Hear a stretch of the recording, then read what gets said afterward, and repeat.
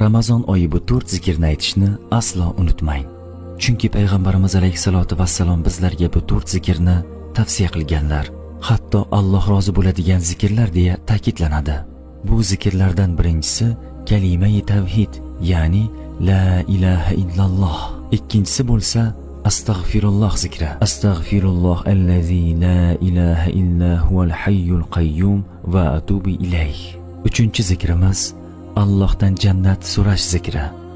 Allohumma inni as'alukal janna. To'rtinchisi esa jahannamdan saqlanish zikri. Va a'udhu bika minan nar. Bu zikrlar shu sanoqlarda o'qilishi tavsiya qilinadi. 33 marta kalima-i tavhid, 100 marotaba istig'for, 3 marta jannatni so'raymiz, 7 marotaba jahannamdan Allohdan panoh so'raymiz.